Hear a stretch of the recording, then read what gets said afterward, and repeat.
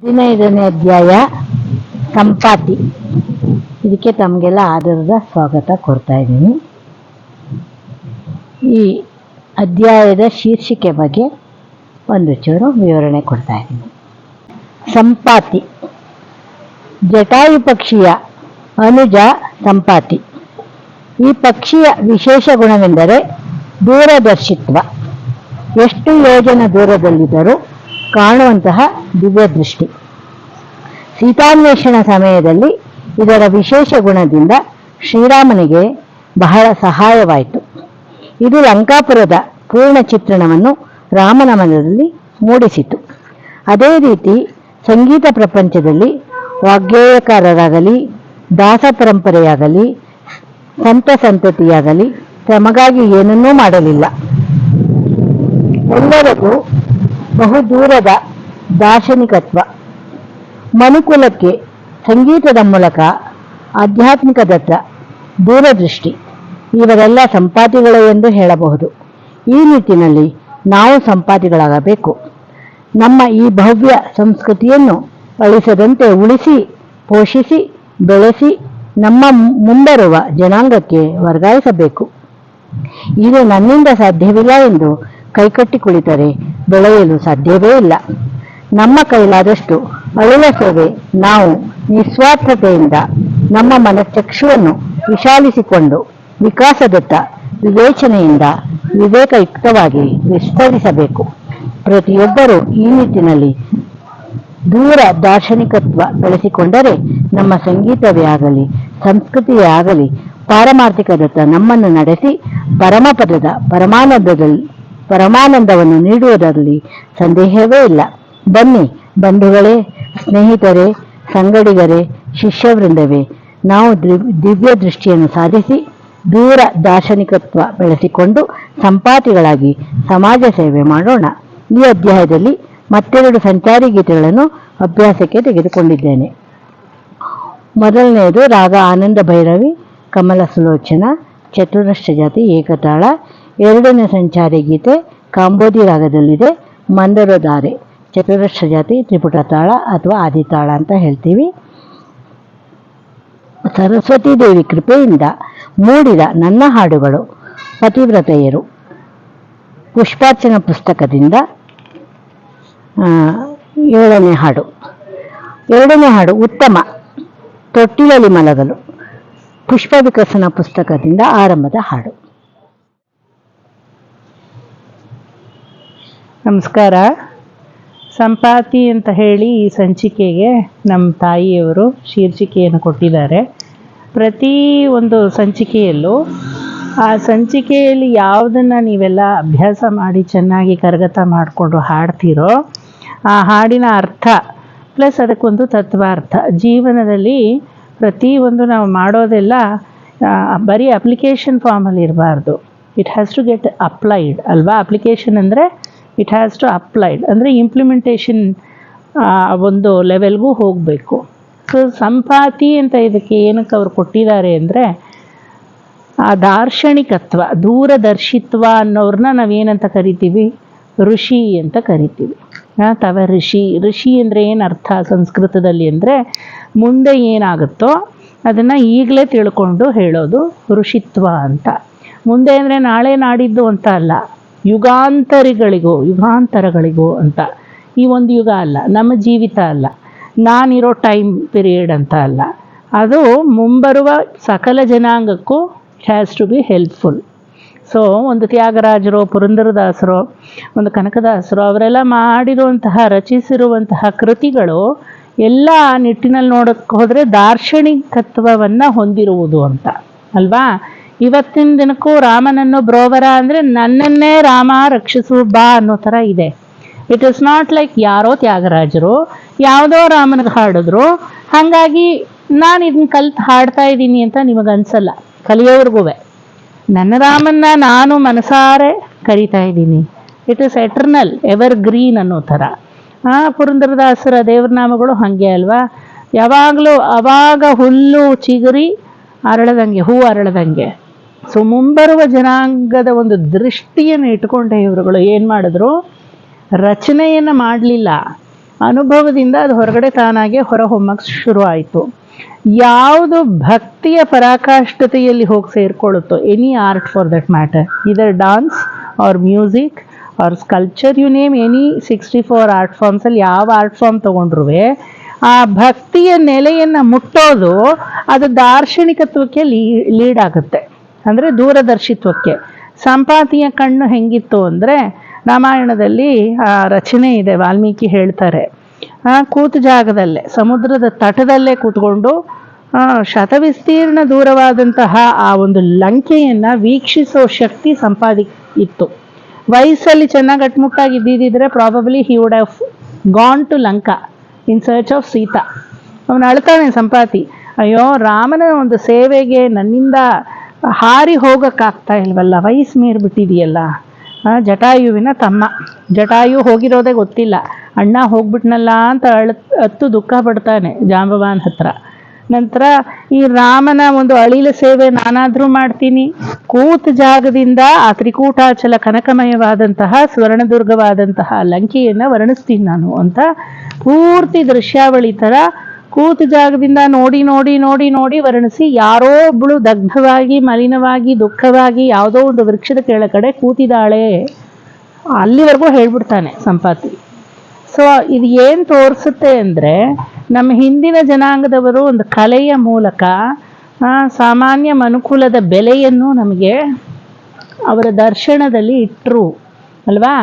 ನಿಮ್ಮೊಬ್ರಿಗೆ ಸಂಗೀತ ಮೀಸಲಲ್ಲ, ನಿಮ್ಮ ಪರಂಪರೆಗೆ ಮೀಸಲು. ನನ್ನೊಬ್ಬನಿಗೆ ಭಾಗವತ ಮೀಸಲಲ್ಲ, ನಮ್ಮ ಪರಂಪರೆಗೆ ಭಾಗವತ ಮೀಸಲು. ಸೊ ಯಾವ ಕಲಿಕೆಯನ್ನು ನಾವು ಈ ದೃಷ್ಟಿಯಲ್ಲಿ ತಗೊಂಡ್ರೂ, ಇವತ್ತು ನೀವು ಗೀತೆ ಹಾಡ್ತಾ ಇದ್ದೀರಾ, ಸ್ವರಚಿತಿ ಹಾಡ್ತಾ ಇದ್ದೀರಾ, ಯಾವುದೋ ಒಂದು ಈ ಸಂಚಿಕೆಯಲ್ಲಿ ನೀವು ಹಾಡ್ತಾ ಇದ್ದೀರಾ ಅಭ್ಯಾಸ ಮಾಡಿ, ಅದು ನಿಮಗೆ ಮೀಸಲ. ಈ ಯೂಟ್ಯೂಬ್ ನೀವು ಮಾಡ್ತಾ ಇದ್ದೀರಾ ನಿಮ್ಮ ಸ್ವಾರ್ಥತೆಗ, ನನ್ನ ಪ್ರದರ್ಶನಕ್ಕೆ, ನಾನು ಈ ಚಾನಲಲ್ಲಿ ಬರಬೇಕು, ನಾನು ಈ ಯೂಟ್ಯೂಬಲ್ಲಿ ಹೊರಹೊಮ್ಮಬೇಕು, ಅದು ಹೊರಟೋಗುತ್ತೆ ಒಂದು ಮಟ್ಟದಲ್ಲಿ. ಅದು ಹೊರಟೋಗಿ ನಾನು ಜನತೆಗೆ ಕೊಡುವಾಗ ದಿ ಬೆಸ್ಟ್ ಆಫ್ ದಿ ಬೆಸ್ಟನ್ನು ಕೊಡಬೇಕು. ನನ್ನಲ್ಲಿರೋ ವಿದ್ಯೆಯನ್ನು ಅಪರೂಪವಾಗಿ ಕೊಟ್ಟು ಅದರಿಂದ 10 ಜನ ಸದುಪಯೋಗ ಪಡಿಸ್ಕೋಬೇಕು ಅನ್ನೋದು ತಾನೇ ನಿಮ್ಮ ತಲೆಯಲ್ಲೆಲ್ಲ ಬರೋದು.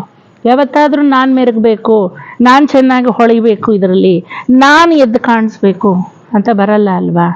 ಆ ಒಂದು ಸಾಮೂಹಿಕವಾಗಿ ಹೋಲಿಸ್ಟಿಕ್ ಆಗಿ ನನ್ನಿಂದ ಜಗತ್ತಿಗೆ ಏನು ಪ್ರಯೋಜನ ಅನ್ನೋ ಒಂದು ಮೆಂಟಾಲಿಟಿ ಇದೆಯಲ್ಲ, ದಟ್ ಈಸ್ ಕಾಲ್ಡ್ ಸಂಪಾತಿಯ ಗುಣ, ದಾರ್ಶನಿಕತ್ವ.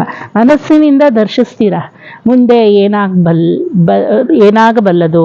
ಈ ಒಂದು ಯೂಟ್ಯೂಬನ್ನು ನೋಡಿದ್ರೆ, ಈ ಚಾನಲನ್ನು ನೋಡಿದ್ರೆ ಯಾವ ರೀತಿ ಜನರು ಕಲಿಬೋದು, ಯಾವ ರೀತಿ ಮುಂಬರುವ ಜನಾಂಗಕ್ಕೆ ನಾವು ಹಾಕಿಕೊಟ್ಟಂತಹ ಈ ಬುನಾದಿ ಹೆಲ್ಪ್ ಆಗ್ಬೋದು. ಆ ದೃಷ್ಟಿಯಲ್ಲೇ ನೀವೆಲ್ಲರೂ ಇಷ್ಟು ಸಂಚಿಕೆಗಳನ್ನು ಅಳವಡಿಸ್ಕೊಂಡು ಅದಕ್ಕೆ ಅಭ್ಯಾಸ ಮಾಡ್ಕೊಂಡು ಬಂದಿದ್ದೀರಾ. So this is nothing but ಸಂಪಾತಿಯ ಗುಣ. ಮುಂಬರುವ ಜನಾಂಗಕ್ಕೆ ಒಂದನ್ನು ಕೊಡ್ತಾ ಇದ್ದೀರಾ, ಪರತೆ ಇದೆ, ಸ್ವಾರ್ಥತೆಯಲ್ಲಿ ಪರತೆ ಇದೆ, ನಿಮಗೆ ಗೊತ್ತಿಲ್ಲದೆ ಅರಿವಿಲ್ಲದೆ ಪರತೆ ಇದೆ. ಪ್ಲಸ್ ನಾಳೆ ದಿನ ಯಾರಿಗೆ ಇದು ಉಪಯೋಗ ಆಗುತ್ತೋ ನಿಮಗೇನು ಗೊತ್ತಿದೆಯಾ, ಬಟ್ ಖಂಡಿತ ಉಪಯೋಗ ಇದೆ. ಯಾಕೆ ಹೇಳಿ, ಭಕ್ತಿಯ ಮೆಟ್ಲನ್ನು ಮುಟ್ತಾ ಇದೆ ಇದು, ಹಾಗಾಗಿ ಉಪಯೋಗ ಇದೆ. ಇದೇ ಸಂಪಾತಿಯ ದಾರ್ಶನಿಕತ್ವ ಗುಣ, ಅದರ ದೂರದರ್ಶಿತ್ವ ಅಂತ ಹೇಳೋದು. ನಿಮಗೆಲ್ಲ ಅದಿದೆ. ಭಗವಂತ ಇನ್ನೂ ದೂರ ದರ್ಶನವನ್ನು ನಿಮಗೆ ಕೊಡಲಿ. ನಿಮಗೆ ಅವನ ದರ್ಶನವಾಗಿ ನೀವು ದೂರದರ್ಶಿತ್ವರಾಗಿ ಮೇಲೂ ನಿಮ್ಮ ಸದರ್ಶನ ಅಥವಾ ಸುದರ್ಶನ ಎಲ್ಲರಿಗೂ ಪಸರಿಸಲಿ. ಸುದರ್ಶನ ಸಹಸ್ರಾರ ಚಕ್ರದ ರೀತಿ ಹೊಂಬೆಳಕನ್ನು ಯಾವ ರೀತಿ ಅದು 10-18 ದಿಕ್ಕುಗಳಲ್ಲೂ ಪಸರಿಸುತ್ತೋ ಆ ರೀತಿ ನಿಮ್ಮ ಜ್ಞಾನ ಪ್ರಕಾಶನ ಮುಂಬರುವ ಜನಾಂಗಕ್ಕೆ ತುಂಬ ಹೆಲ್ಪ್ ಆಗುತ್ತೆ. ಆಗುತ್ತೆ. ಆಗಲಿ ಅನ್ನೋ ಆಶಯ ಅಲ್ಲ. ಯಾವುದಾದ್ರೂ ಒಂದು ಭಗವತ್ ಪ್ರೇರಿತವಾಗಿ ಮಾಡಿದ್ರೆ ಅದು 4 ಜನಕ್ಕೆ ಮುಟ್ಟೋದಲ್ಲ, 4 ಮನಸ್ಸುಗಳಿಗೆ ಹೋಗಿ ಮುಟ್ಟುತ್ತೆ. ಬರೀ ಜನರನ್ನು ಮುಟ್ಟು ಬರೋದಲ್ಲ, ಅವರಲ್ಲಿ ಹೋಗಿ ಸೇರುತ್ತೆ. ಈ ರೀತಿ ಆ ಸಂಪಾತಿ ಅನ್ನೋ ಶೀರ್ಷಿಕೆ ಇವತ್ತಿನ ದಿನಕ್ಕೆ ತುಂಬ ಅನುಗುಣವಾಗಿದೆ. ಯಾಕಂದರೆ ಇವತ್ತಿನ ದಿನ we have become so conservative. ನಾನು ನನ್ನದು ಅನ್ನೋ ಲೆವೆಲ್ಗೆ ಬಂದಿದೆ ಜಗತ್ತು. ಮುಂಚೆ ಎಲ್ಲ ನಾವು 5 ನಮಗೆ 10 ಅಂತ ಇತ್ತು ಅಲ್ವಾ. ಆಮೇಲೆಲ್ಲ ಹಾಗೆ ನಾನು 2 ಅಂತ ಆಯಿತು. ಈಗ ನಾನು 2 ಅಲ್ಲ, ನಾನೇ ಅಂತ ಆಗೋಗಿದೆ. ಅಂತಹ ಒಂದು ಸೆಂಚುರಿನಲ್ಲೂ ನೀವೆಲ್ಲ ಈಗ ಏನು ಮಾಡ್ತಾ ಇದ್ದೀರಾ, you have formed a group. Like minds ಅಲ್ವಾ. ಸೊ ಒಂದು ಸತ್ಸಂಗವನ್ನು ಏರ್ಪಡಿಸಿ, ದುರ್ಲಭ ಸತ್ಸಂಗ ಸಿಗೋದೇ ದುರ್ಲಭ, ಅದರಲ್ಲಿ ಆ ದಾರ್ಶನಿಕತ್ವವನ್ನು ಇಟ್ಕೊಂಡಿದ್ದೀರಾ.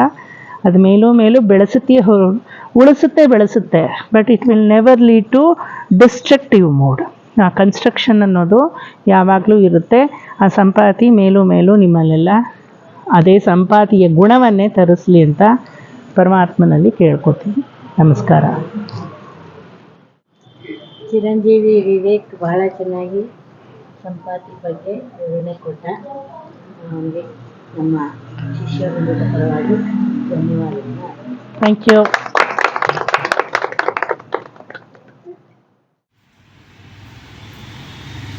ಈಗ ಆನಂದ ಭೈರವಿ ಗೀತೆ ಹಾಡೋಣ. ಫಸ್ಟ್ ಸಾಪ ಹಾಡ್ಬಿಟ್ಟು ಸ್ಕೇಲ್ ಹಾಡ್ಬಿಟ್ಟು ಓಕೆಮ್ಮ.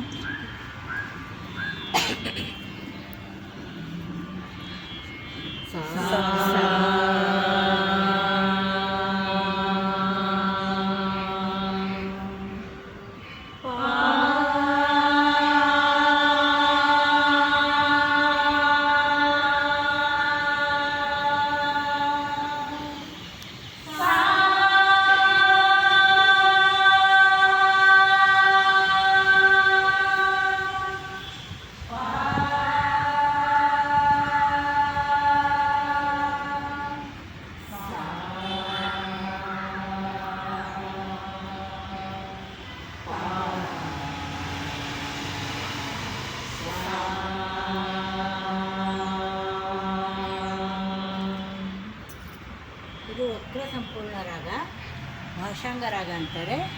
ಆನಂದ ಭೈರವಿ ರಾಗನ ವಕ್ರ ಸಂಪೂರ್ಣ ರಾಗ ಅಂತಾರೆ. ಅಂದರೆ ಸಪ್ತಸ್ವರಗಳು ಇವೆ, ಆದರೆ ವಕ್ರವಾಗಿ ಹಾಪಜಾರ್ಡಾಗಿ ಅರೇಂಜ್ ಆಗಿರೋದ್ರಿಂದ ಇದಕ್ಕೆ ವಕ್ರ ಸಂಪೂರ್ಣ ರಾಗ ಅಂತಾರೆ. ಭಾಷಾಂಗ ರಾಗ ಅಂತ ಇನ್ನೊಂದು ಹೆಸರು. ಕೆಲವು ಕಡೆ ಗಾ ನಂಬರ್ 3 ಸಂಚಾರ ಬರುತ್ತೆ. ರಾಗನ ಬ್ಯೂಟಿಫೈ ಮಾಡೋಕ್ಕೆ ಬೇರೆ ರಾಗದಿಂದ ಅದನ್ನು ಎರವಲಾಗಿ ತಗೊಳ್ತಾರೆ. ಅದಕ್ಕೆ ಭಾಷಾಂಗ. ಬೇರೆ ರಾಗದಿಂದ ಇದನ್ನು ಒಂದು ಸ್ವರವನ್ನು ಬೇರೆ ರಾಗದಿಂದ ಎರವಲು ಅಂದರೆ ಅಡಾಪ್ಟೇಷನ್ ಮಾಡ್ಕೊಳ್ಳೋದ್ರಿಂದನೇ ಇದಕ್ಕೆ ಭಾಷಾಂಗ ಅಂತ ಅದಕ್ಕೆ ಕರೆಯೋದು. ಒಂದು ರಾಗದ ಸ್ವರವನ್ನು ಬೇರೆ ರಾಗದಿಂದ ಒಂದು ನನಗೆ ಕೊಡು ಇದು ಅಂತ ಒಂದು ಸ್ವಲ್ಪ ಬಾಡಿಗೆಗೆ ತಗೊಳ್ಳೋ ಥರ ತಗೋತಾರೆ. ಆ ಸ್ವರದ ಒಂದು ಬ್ಯೂಟಿ ಸ್ಥಾನವನ್ನು, ಸ್ವರ ಸಂಚಾರದ ಸ್ಥಾನದ ಬ್ಯೂಟಿಯನ್ನು ಹೆಚ್ಚಿಸೋಕ್ಕೆ ಇದಕ್ಕೆ ಭಾಷಾಂಗ ಅಂತ ಹೆಸರು ಬಂದಿದೆ.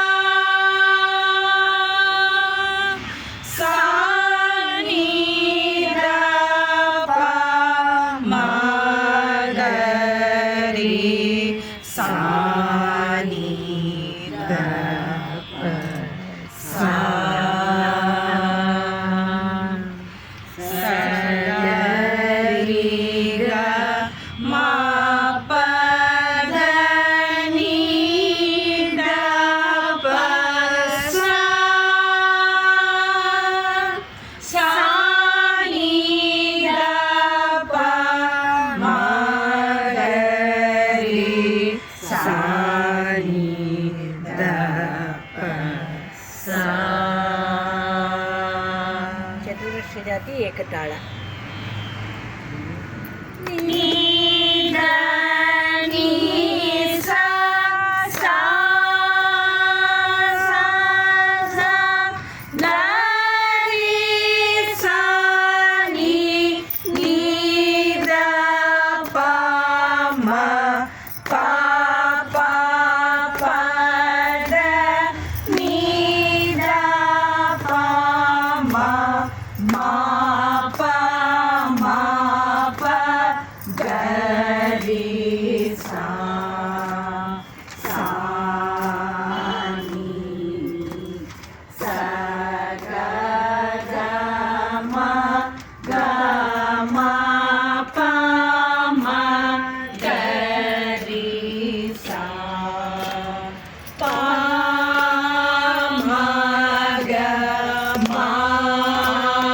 ಗ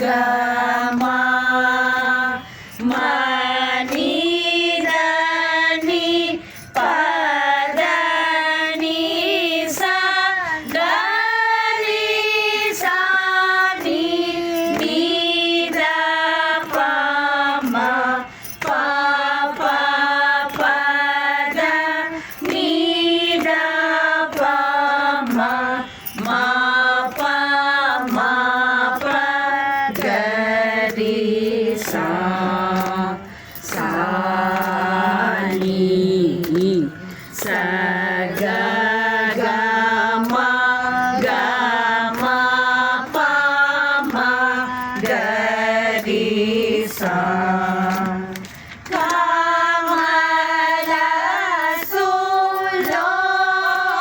ಸುಲೋಚನ ವಿಮಲ ತಟಾಕಿನಿ ಮರಾಳ ಗಾಮಿನಿ ಹರಿಹರ ಮಧ್ಯೆ ಬಿಂಬ ನಲವಿದು ಮಂಡಲ ರೇ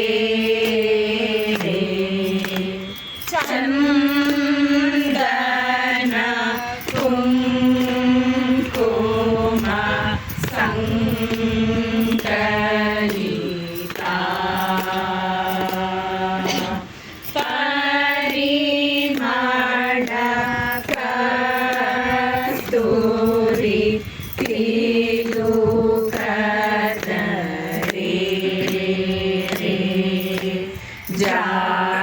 ಜಾಜಿ ಕುಸುಮ ಕಚ ಕುಚ ಘನ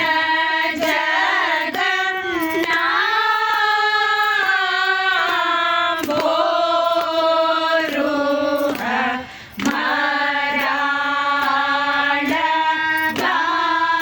ಗಾಮಿನಿ ಹರಿಹರ ಮಧ್ಯೆ ಬಿಂಬ ನಲವಿದು ಮಂಡಲ ರೇ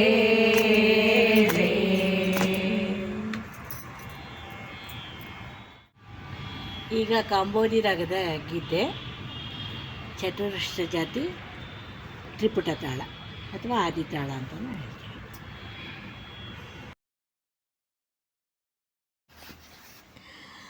ಸರಿ ಗ ಮ ಪರ ಸ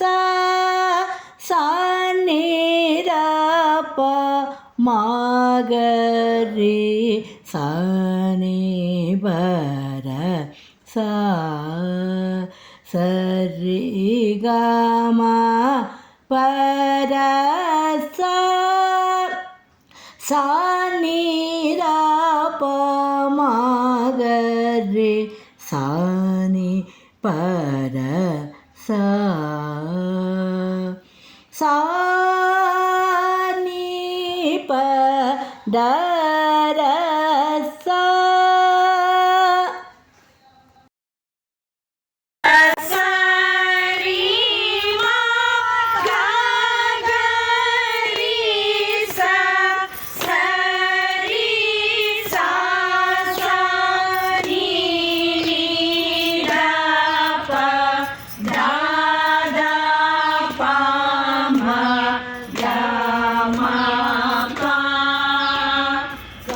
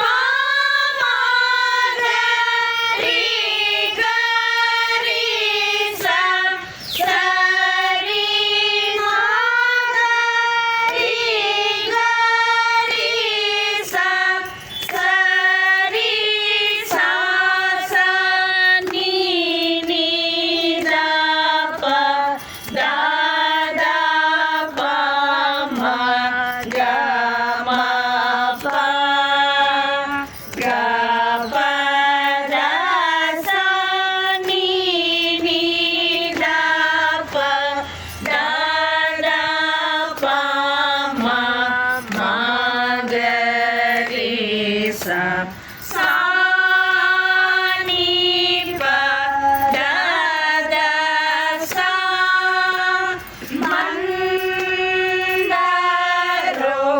दारे मोक्ष मुरारे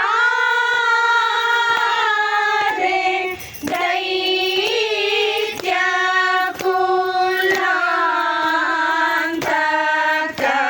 पावन मूर्ते पद शुभ रेख माकुट मयूर आ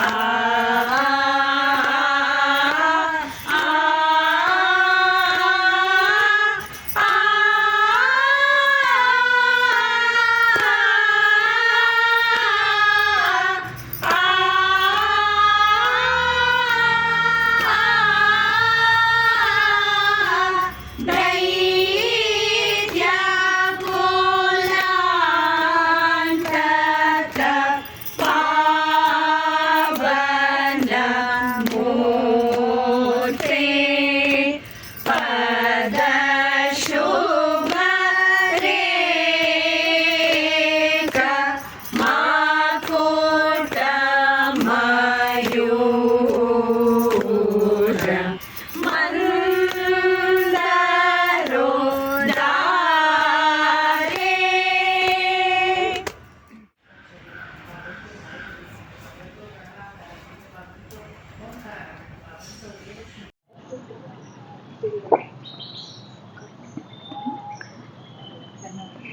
ನನ್ನ ಪುಷ್ಪಾರ್ಚನ ಪುಸ್ತಕದಿಂದ 7ನೇ ಹಾಡು.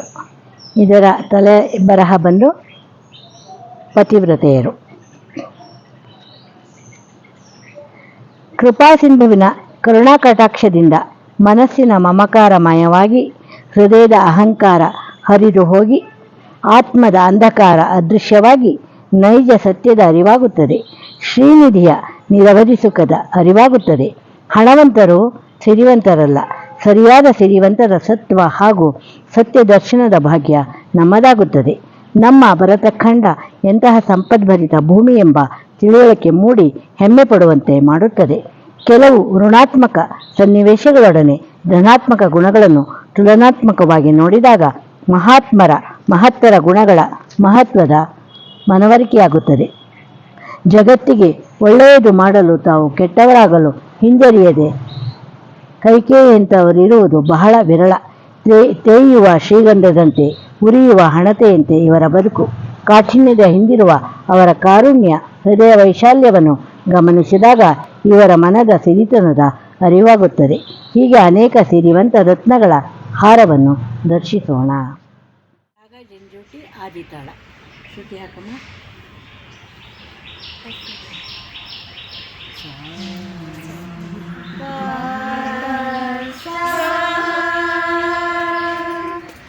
ಸಿರಿವಂತ ಶ್ರೀಯದ ಮಹಿಮೆಯ ಅರಿಯುವ ಸಮಯವು ಬಂದಿದೆ ನಮಗೀಗ. ಸಿರಿವಂತ ಶ್ರೀಯರ ಮಹಿಮೆಯ ಅರಿಯುವ ಸಮಯವು ಬಂದಿದೆ ನಮಗೀಗ. ಮಹಿಮಾನ್ವಿತ ಸ್ತ್ರೀ ಪಡೆದಂತ ಭೂಮಿಗೆ, ಮಹಿಮಾನ್ವಿತ ಸ್ತ್ರೀ ಪಡೆದಂತ ಭೂಮಿಗೆ ನಮಿಸುವ ಬನ್ನಿ ನಾವೀಗ. ನಮಿಸುವ ಬನ್ನಿ ನಾವೀಗ. ಸೀತೆಯ ಸಹನೆಗೆ ಸರಿಸಾಟಿ ಉಂಟೆ, ದ್ರೌಪದಿ ಧೈರ್ಯವ ಧರಿಸುವರುಂಟೆ.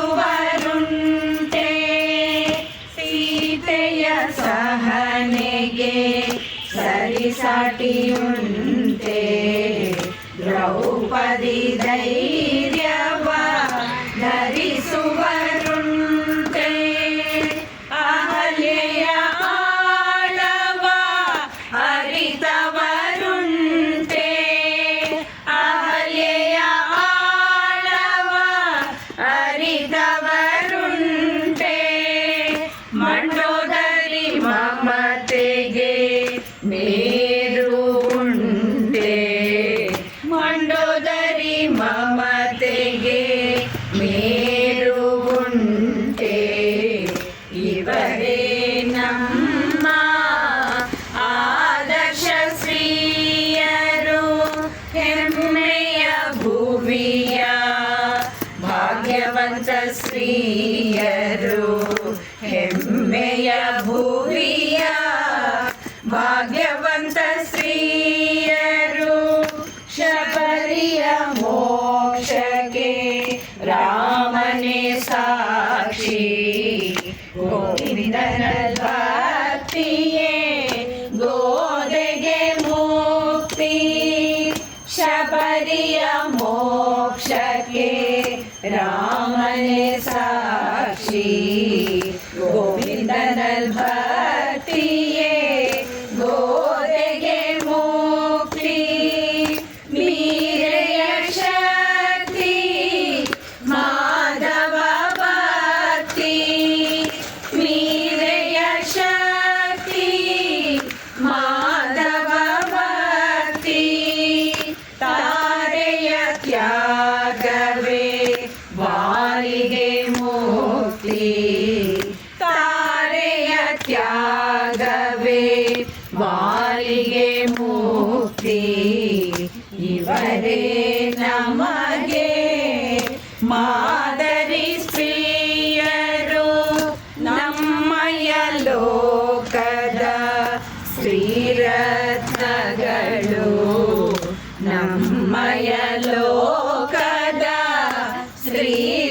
ಶ್ರೀರತ್ನಗಳು ಕೌಸಲ್ಯ ಕರುಣೆಗೆ ಕೊನೆಯೇ ಇಲ್ಲ ಸಾಧ್ವಿ ಸುಮಿತ್ರೆಗೆ ಸಾಮ್ಯವೇ ಇಲ್ಲ ಕೌಸಲ್ಯ ಕರುಣೆಗೆ ಕೊನೆಯೇ ಇಲ್ಲ ಸಾಧ್ವಿ ಸುಮಿತ್ರೆಗೆ ಸಾಮ್ಯವೇ ಇಲ್ಲ ಕೈಕೇಯಿ ಕಾಠಿಣ್ಯ ಕಲಿಕೆಗೆ ಸಲ್ಲ ಕೈಕೇಯಿ ಕಾಠಿಣ್ಯ ಕಲಿಕೆಗೆ ಸಲ್ಲ ಮಂದರೆ ಮೌಢ್ಯ ಮಾಡಲು ಸಲ್ಲ ಮಂದರೆ ಮೌಢ್ಯ ಮಾಡಲು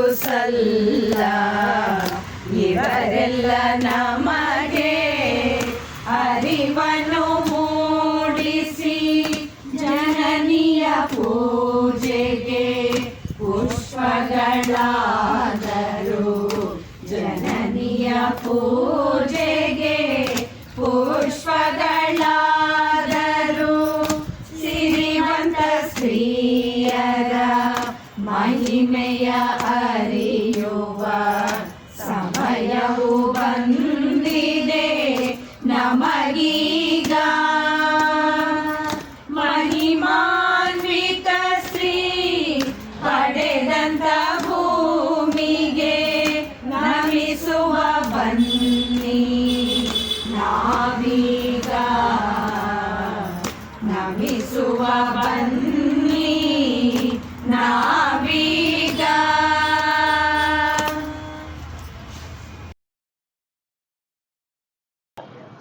ಪುಷ್ಪೋಪಾಸನ ಪುಸ್ತಕದಿಂದ ಮೊದಲನೇ ಹಾಡು ಉತ್ತಮ.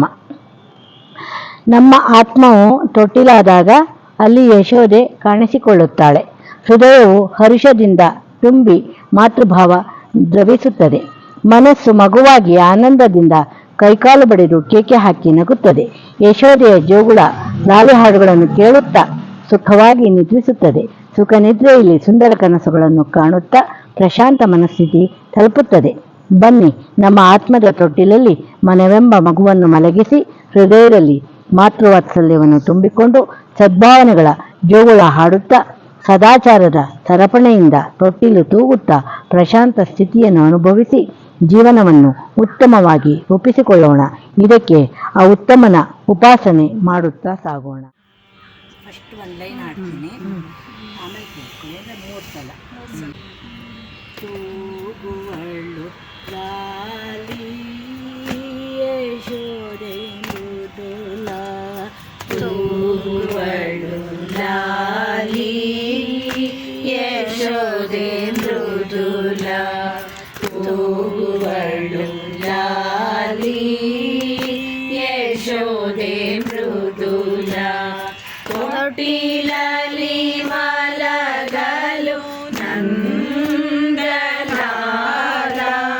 ತೂಗುವಳು ಲಾಲಿ ಯಶೋದೆ ಮೃದುಲ, ತೂಗುವಳು ಲಾಲಿ ಯಶೋದೆ ಮೃದುಲ, ತೊಟ್ಟಿಲಲ್ಲಿ ಮಲಗಲು ನಂದಲಾಲ,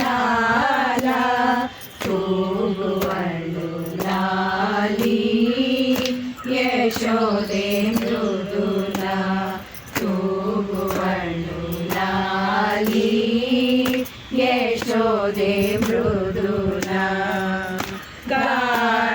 ಗಾನಲೋಲಗೆ ಪಾಡುವಳು ಲಾಲಿ, ನೀಲಬಾಲಗೆ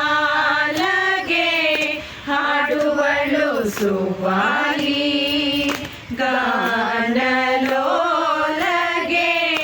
ಪಾಡುವಳು ಲಾಲಿ, ನೀಲಬಾಲಗೆ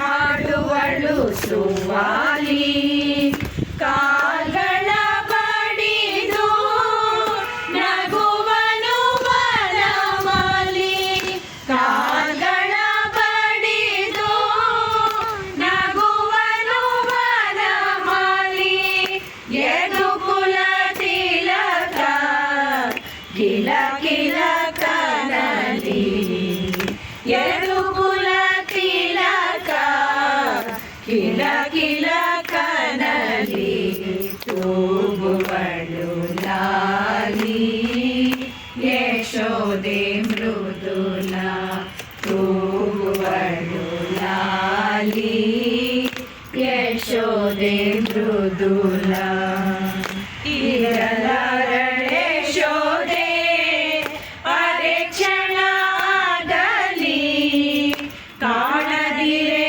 ತುಂಟನ ಬೆವರಿ ಬಳಲಿ, ಇರಲಾರಳೆ ಯಶೋದೆ ಅರೆ ಕ್ಷಣ ಆಗಲಿ, ಕಾಣದಿರೆ ತುಂಟನ ಬೆವರಿ ಬಳಲಿ, ಅನಂತನೇ ಉಸಿರು ಸರ್ವರ ಬಾಳಲಿ, ಅನಂತನೇ ಉಸಿರು ಸರ್ವರ ಬಾಳಲಿ,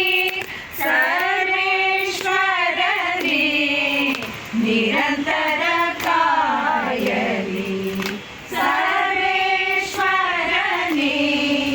ನಿರಂತರ ಕಾಯಲಿ, ತೂಗುವಳು ಲಾಲಿ ಯಶೋದೆ ಮೃದುಲ, ತೂಗುವಳು ಲಾಲಿ ಯಶೋದೆ ಮೃದುಲ, ಮಾಧವ ಇಲ್ಲದ